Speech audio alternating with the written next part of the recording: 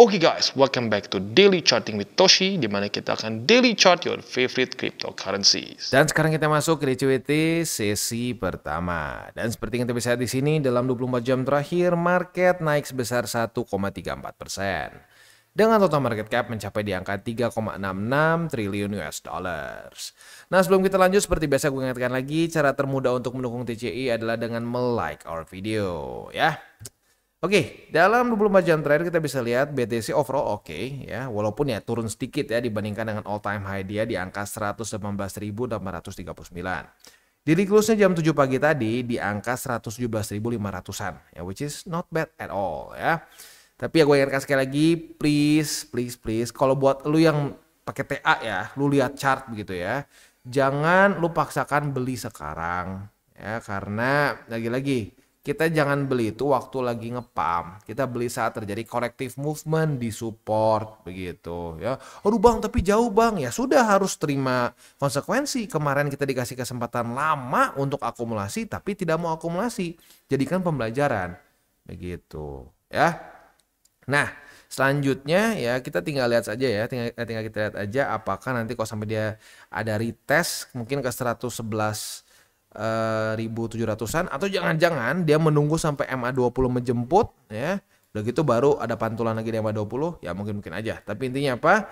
Ya selama belum terjadi corrective movement ke support, ya jangan dipaksakan untuk beli begitu. Kecuali lu DCA murni ya, nggak ngelihat chart sama sekali. Pokoknya per 2 minggu gua beli, itu nggak masalah gitu ya. Nah, ngomongin soal DCA murni ya, gila sih. Ini dalam 24 jam terakhir ya, lebih tepatnya kemarin lah ya, tanggal 11 Juli ya, ini rekor di mana ETF kripto, tepatnya lebih ke Bitcoin dan Ethereum, itu mengattract 1 miliar USD. Bahkan lebih tepatnya ya, di sini kita bisa lihat menurut dari si Coin Tribune ini 1,5 miliar USD hanya dalam 24 jam saja ya. Dan ini tentunya juga terjadi setelah kemarin new all time high begitu ya. Ethereum pun sempat menembus 3.000 USD. Dan ya seperti biasa yang mendominasi adalah BlackRock dan Fidelity ya. Nah, jadi untuk BlackRock dia itu untuk yang BTC-nya ya, untuk IBIT mereka itu di 448 juta USD, sementara untuk Fidelity di 324 juta USD ya. Nah, di waktu bersamaan ya, di hari yang sama, Ethereum itu dia inflow 383 ya untuk yang BlackRock. Sementara untuk yang Fidelity dia 300 jutaan begitu. Jadi ya ini rekor ya, belum pernah setinggi ini dalam satu hari begitu. Dan ini rekornya lebih tepatnya kalau dua-duanya digabungin begitu ya. 1,5 miliar USD. Wah, Bang, ini artinya apakah para institusi sedang all in? Jawabannya enggak sih menurut gue ya. Karena gini nih ya, kita harus bilang 1,5 miliar USD itu otomatis sangat besar lah. Rupiah saja sudah besar ya, apalagi kalau dolar kan. Tapi konteksnya kita harus ingat bahwa BlackRock ini adalah ya aset manajer terbesar di dunia ya. Jadi aset under management mereka itu 11,5 triliun. Sekali lagi gue ulangin, 11,5 triliun. Itu di 2024, sekarang nggak tahu, mungkin udah nambah lagi. Ya. Nah sekarang pertanyaannya, 1 triliun tuh berapa miliar? 1000 kan? Ya silakan dihitung berapa. Jadi sebenarnya ini tuh mungkin DCA yang sangat kecil buat mereka ya. Kalau buat kita sih ya ini mungkin seluruh ini kita, wah mungkin ini jangan seluruh aset ya. Ini aset satu komplek kita juga mungkin nggak kena segini. Tapi pada faktanya ya ini secara konteks ini relatif kecil dibandingkan dengan aset under management mereka. Begitu. Jadi ya sebenarnya mereka sedang melakukan DCA saja seperti biasa. Cuman karena kita mungkin kebiasaan melihat porto kita belum terlalu besar dibandingkan, ya otomatis lah ya, porto kita dibandingin BlackRock kan selalu terlihat kecil kan. Nah kita jadi berpikir, wah ini institusi all in. Kagak, ini mereka hanya DCA normal saja. Begitu ya. Ya gitu aja sih. Ya gue harap ya lo melihat ya bahwa konsistensi dari institusi, mereka terus akumulasi kan. Kemarin lagi turun akumulasi, naik juga akumulasi. Dan kalau gue perhatiin institusi itu kayaknya lebih sering DCA-nya DCA murni. Karena kalau secara TA ya ini sebenarnya lagi overheated kan. Ya berarti artinya apa? Ya simpel, mereka DCA murni terus saja akumulasi. Begitu ya. Dan mungkin juga ada yang FOMO begitu. Karena ya tetap apapun itu mau sampai level institusi pun tetap bisa terjadi FOMO. Begitu. Nah tapi ya kita jangan sampai mau ikutan. Ya kita contoh hal yang baik dari institusi, tapi jangan juga sampai kita ikutan hal yang buruknya. begitu ya. Ya, itulah ya. Tapi that's the power of commitment ya dan konsistensi begitu. Karena lagi turun di sini beli ya. Lu ingat gak sih waktu di sini nih? Waktu BTC sampai ke MA50. Di sini juga institusi terus akumulasi loh. Terus akumulasi di mana orang-orang ya, orang-orang pintar dalam tanda kutip ya, orang-orang pintar di kripto sudah banyak yang teriak-teriak bear market di sini. Taunya enggak kan? Dan institusi terus beli di sini, terus beli. Gitu. Jadi ya lagi-lagi kita kadang-kadang jangan terlalu sering mendengar apa yang smart money katakan ya, tapi kita harus lihat apa yang mereka lakukan karena action is louder than words ya. Sekali lagi, action is louder than words ya. Jangan cuma kita dengerin. Kalau dengerin ngomong tuh bisa gampang aja, wah apa gitu ya, berdiplomasi. Tapi kalau udah action ya jelas apa yang mereka lakukan tuh nggak bisa dibikin diplomasi lagi. Kalau sudah terjadi action ya udah, orang akan lihat langsung, oh ya udah itu buktinya gitu ya. Sip. Next kita akan lihat dulu ke ini ya, kita lihat dulu ke BTCD dan di XY. Untuk di XY kita bisa lihat di sini dia retest lagi untuk yang keempat kalinya di EMA20. In general ya kita pengen dia turun. Saat dia melemah, ini akan cenderung membantu risk on asset seperti kripto, lalu saham-saham, indeks-indeks di US cenderung akan lebih subur begitu. Kecuali turunnya gara-gara tarif ya. Kalau turunnya gara-gara tarif, risk on asset juga terjun payung begitu. Tapi kalau misalkan turun secara normal, ya ini cenderung akan membantu risk on asset untuk lebih subur begitu. Jadi ya kita harap sih ya dia turun di EMA20 ya, dia kereject lagi oleh EMA20 dan turun. Lanjut membuat lower low ya. Next, BTCD. Untuk BTCD masih berjuang untuk lanjut lagi turun karena kemarin sibuk sekali ya. Week terendahnya sampai 64,08%. Lalu kereject juga oleh EMA50 ya, jadi ya we'll see lah. Dan ini semua terjadi kenapa? Ya karena balance sheet ya, balance sheetnya itu kemarin ada peningkatan dan statement dari The Fed mulai ada pivot sepertinya nih ya. Dan ya arguably ada kemungkinan juga di dalamnya ada permainan inilah, mungkin udah ada permainan politiknya. Kenapa? Karena mereka tahu bahwa Bang Jerome akan sebentar lagi tuh digantikan ya di 2026 lah ya, masih ada waktu, tapi 2026 mereka akan ada chairman baru nih. Nah, chairman barunya kemungkinan besar adalah si Scott Bessent walaupun masih belum pasti ya. Nah, sementara si Scott Bessent ini adalah orangnya si Trump.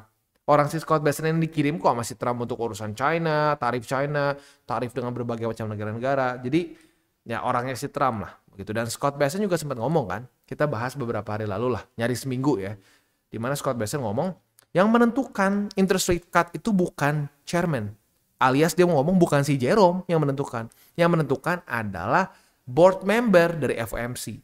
Dan setelah dia ngomong kayak begitu ya, FOMC meeting selanjutnya boardnya itu ngomongnya itu yang Davis kemarin itu loh, yang dimana dia ngomong bahwa tarif itu mungkin efeknya terhadap inflasi itu nggak akan panjang, hanya sebentar saja, hanya temporary dibilang ya. Wah, ya makanya jadi mulai ada gejolak di dalam FOMC board membersnya juga di dalamnya ya, mulai ada yang bingung nih, wah apakah gue akan mengubu ke si Trump atau gimana nih gitu ya. Karena walaupun orang bilang, oh tapi bang, the Fed itu kan tidak boleh dipaksa oleh pemerintah, itu kan institusi yang terpisah. Benar, tapi kita nggak bisa tutup mata dan pura-pura bodoh bahwa tidak ada politik di dalamnya. Pasti ada politik juga di dalamnya begitu ya. Jadi wah, very interesting. Tapi itu semua masih belum konfirmasi ya. Faktanya kita masih dalam masa-masa mungkin ya, semoga benar-benar transisi begitu. Karena kalau ngomong fake out, ini berapa kali fake out ya. Lihat nih ya, waktu terjadi peningkatan, lihat altcoin season pas dibanting muntah lagi ya. Nah, ya takutnya sekarang kayak begini lagi. Mungkin nggak ya, mungkin aja nih kayak di sini nggak kurang apa nih, lihat altcoin season, lihat nih. Dan di sini banyak sekali keluarga TC yang bilang, lihat tuh bang, mulai tuh bang Kumat tuh, dukun sebelah tuh bilang bakal ada meme coins yang bisa 50x lah ya, ada altcoins yang bisa 20x lah ya. Udah naik begini diam lagi 1000 bahasa begitu. Nah jadi ya baik lagi, udah ada pertanda, udah membaik. Dan memang ada terlihat sepertinya perlawanan di The Feds ya. Jadi di dalam board membernya sendiri pun di FOMC itu udah mulai ada perlawanan lah begitu ya. Mungkin mulai ada kubu-kubunya begitu ya. Ya tapi belum terjadi konfirmasi. Konfirmasinya apa? balance sheet yang udah lebih jelas trajektorinya. Enggak, ya di sini kan trajektorinya masih turun. Kita nggak bisa pungkiri lah, masih turun ya. Nah kalau trajektori si balance sheet udah mulai begini nih, netral atau bahkan QE naik ke atas, nah itu pertanda bagus. Yang kedua, statement-statement yang dovish seperti interest rate cut, kita akan tambahkan balance sheet, kita ada potensi untuk stimulus market, menstimulus misalkan kita ngasih kayak maupun 2021 kemungkinan kecil sih ya, tapi ya kalau sampai ada kata-kata kita menstimulus rakyat langsung kita kasih gitu ya duit gitu ke rakyat, wah kalau ada seperti itu potensi untuk altcoin season ya semakin besar. Tapi sebelum itu terjadi ya berarti belum konfirmasi begitu ya. Yaudah, itu aja kurang lebih untuk makronya pada hari ini. Selanjutnya kita masuk ke buy limit. Tetapi sebelum kita masuk ke buy limit, seperti biasa gue akan disclaimer dulu bahwa semua konten dari TCI bukanlah financial advice. Ini semua bentuknya adalah edukasi ya. Lalu bagaimana cara mendukung TCI? Ada banyak caranya. Lo bisa like our video, bisa share our video, itu juga bisa menggunakan link referral kita di bawah. Dan sekarang kita akan dengar dulu pesan-pesan dari sponsor kita pada hari ini. Oke, today's video is brought to you by Wallbe. Dan Wallbe ini adalah suatu platform yang fokusnya lebih ke trading futures. Nah, tapi yang berbeda dari platform lainnya adalah Wallbe ini menggunakan ChatGPT-4 untuk membuat AI signals di sini ya. Dan yang unik lagi dari AI signals ini, kita bisa pilih sesuai dengan risk profile yang kita inginkan ya. Mulai dari low risk, medium risk, bahkan sampai ke high risk begitu. Jadi bisa disesuaikan dengan resiko yang kita inginkan. Dan yang unik juga di sini adalah kita bisa lihat mulai dari TP dan SL-nya gitu ya. Contoh Mami, TP-nya 5%, SL-nya minus 1%. Nah, jadi sudah lengkap TP SL. Nggak cuma sekedar bisa buka posisi saja, tapi sudah ada parameters untuk SL-nya juga begitu. Dan tentunya ini akan meningkat sesuai dengan risk profile yang kita pilih. Contoh kita lihat Carlos. Carlos ini medium risk, nah, otomatis secara TPSL-nya pun berubah. Dan tentunya paling tinggi adalah MC Whale, di mana di sini TP-nya bisa sampai 40% dan SL minus 16%. Jadi sekali lagi cocok untuk berbagai macam jenis resiko gitu ya. Nah, tapi andaikan lu merasa bahwa oke, gue udah biasa trading nih ya, gue udah bisa dengan SOP gue sendiri, lu pun bisa trade dengan manual ya seperti biasa ya, di mana lu membuka posisi sama persis seperti di platform-platform lainnya. Tapi unik di sini adalah mereka itu ada TP dan SL triggers yang bisa di set juga dengan AI ya. Nah, selain itu juga mereka ada meme pool. Meme pool ini basically adalah kita bisa trade berbagai macam meme coins tanpa kita harus deal with the hassle of DEX begitu. Jadi lebih streamline dan lebih mudah begitu. Tapi baik lagi mengingatkan untuk meme pools ya kita harus tetap atur resiko juga, karena meme pools ini banyaknya dalam meme coins yang benar-benar masih sangat baru begitu, secara market cap cenderung kecil dan banyaknya yang belum masuk ke checks begitu. Jadi makanya gue bilang lebih terasa seperti kita bisa menggunakan DEX tapi lebih mudah begitu. Dan yang paling penting lagi adalah di di Wallbe ini mereka ada namanya rebate voucher. Biasanya hanya 100 USDT saja, tapi bagi lo yang menggunakan link refraktor di bawah atau dengan menggunakan kode Toshi Crypto ya. Sekali lagi dengan kode Toshi Crypto, kita akan mendapatkan upgrade dari 100 USDT menjadi 250. Jadi buat lo yang tertarik untuk coba Wallbe, boleh pertimbangkan untuk menggunakan link referral kita di bawah. Untuk Bitcoin otomatis tidak ada SETA futures ya, karena ya belum ada struktur lagi ya. So untuk sekarang ya posisi spotnya tempat untuk DCA-nya ada di angka 111.752, 109.503 yang confluence dengan MA20 dan 107.274 yang confluence dengan MA50. Next kita masuk ke Ethereum. Untuk Ethereum juga sama ya, belum ada SETA futures karena ya langsung nge-pump terus ya dalam beberapa hari ke belakang. Jadi langsung aja ke spotnya. Untuk spotnya atau tempat DCA-nya ada di angka 2.828, 2.744 dan 2.619 ya. Itu kurang lebih Itu kurang lebih setup untuk DCWT sesi pertama ya. Sebelum kita tutup DCWT sesi pertama ini seperti biasa kita akan ada wejangan tipis-tipis saja ya. Nah, wejangan ini lebih untuk ke para newbies ya. Karena kalau untuk yang intermediate sampai advance sih udah banyak yang ngomong ya di komen juga ya. Udah, jangan beli lagi hijau seperti ini, jangan beli, tunggu sampai merah. Itu kan sebenarnya simpelnya untuk ngomong tunggu sampai terjadi koreksi, ya kan? Ya. Nah, ya itu benar. Itu jangan sampai kita terbawa emosi. Karena Kalau menurut gue ya, kalau lu pakai TA, kalau lu DCA murni nggak masalah, lu beli dimanapun nggak masalah. Tapi kalau lu ngelihat TA, ngelihat ini market lagi ngepam, terus lu beli itu udah salah. Itu udah pasti salah. Kenapa? Karena ya lu beli berdasarkan emosi. Siapa orang yang mau beli waktu lagi ngepam begini kan? Itu. Nah, yang menjadi pembenaran dari orang-orang yang beli pump seperti ini adalah takutnya ketinggalan. Takutnya kayak gini bang nih contohnya nih ya. Contohnya abis ngepump gini terus dia sideways terus naik lagi. Ya oke. Lu berharap kayak begini ya. Itu kan harapan. Ya harapan. Oke. Tapi siap nggak kalau ternyata jadinya begini nih. Abis ngepump. Nih ngepump 9,58%. Gue ulangin ya. Ngepump 9,58%. Besoknya ngedam 8,61. Siap nggak? Kalau siap monggo. Karena orang tuh kadang-kadang cuma siap dengan yang manisnya aja. Berharap begini. Taunya begini, nangis. Itu udah nangis nanti tinggal nyalahin kripto. Wah kripto lu memang semuanya bajingan bla bla bla. Padahal bukan bajingan. Lu nggak bisa jaga resiko aja. Dan memaksakan beli. Memaksakan emosi lu. Begitu ya. Jadi kripto atau sebenarnya bukan cuma kripto ya, investment in general tuh bukan cuma sekedar teknis-teknis aja, tapi kita harus bisa mengolah emosi kita juga. Karena kalau kita kena emosinya itu akan berantakan begitu. Dan itu gue ngomong dari pengalaman begitu ya. Saat udah kena emosinya ya ujung-ujungnya apa namanya common sense kita ya diinjak sama ego kita tuh, diinjak sama emosi kita. Tadinya kita udah punya plan, kita udah ada rencana A, B, C, D ya. Tiba-tiba buyar semua jadi rencana Z ya. Atau rencana E, apa itu E? Emosi. Pokoknya hajar, revenge trading ya. All in ya. Terus apa lagi? Oh, banyak lah sebenarnya dosa-dosanya ya. Kebanyakan odds begitu ya. Nah gua harap dengan gua terus mengingatkan jadi emak lu gitu kan, gue sampai dibilang emak Toshi, kenapa ya? Karena gue terus mengingatkan seperti ini ya. Banyak yang ngomong katanya gue jadi ingat kayak emak gue bang, dimarahin terus tuh misalkan gue disuruh disuruh pakai sendal gitu ya, takut masuk angin, gue dimarahin terus pakai sendal. Nah ya udah gak apa, gue jadi kayak emak-emak aja di sini, tapi efektif kan, banyak yang terselamatkan begitu. Bahkan saking gue katanya kayak emak-emak ngingetin terus ya, ada yang mau all in tiba-tiba keluar topeng gua katanya di otak dia. Wah nggak jadi deh. Nah bagus kan? Berhasil berarti. Artinya gua nggak kenal pribadi sama lu aja, tapi lu dengerin terus TCI bisa terbantu. Lu bisa jadi nggak all in, lu bisa nggak lu bisa tetap jaga resiko, gitu ya. Jadi ya sebenarnya berhasil dengan cara seperti emak-emak ini ya.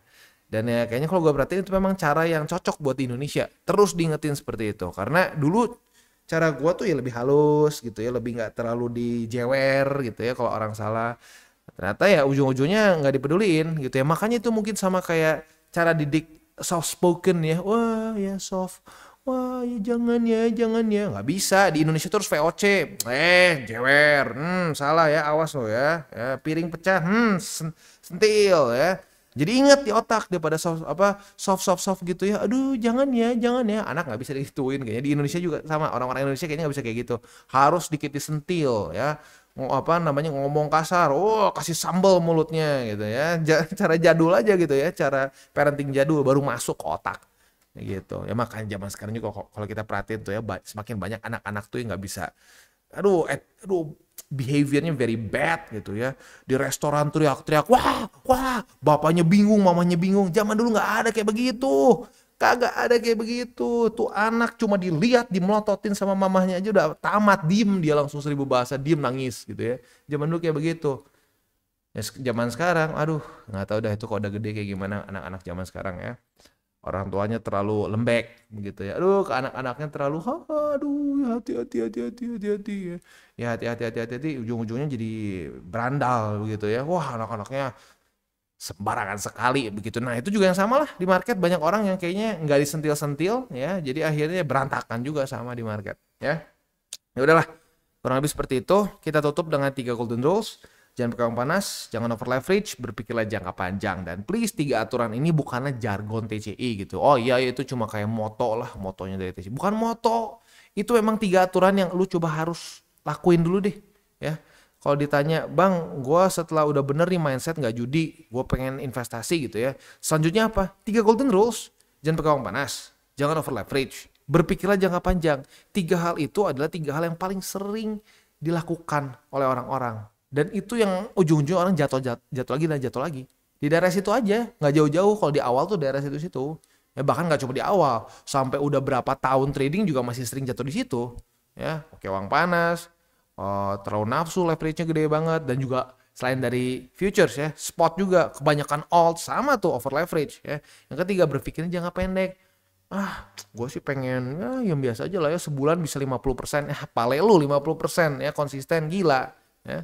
Lihat, lu bandingin sama berbagai macam aset manager yang lain, lalu lihat kayak misalkan indeks US begitu ya. Itu setahun bisa ngasilin berapa?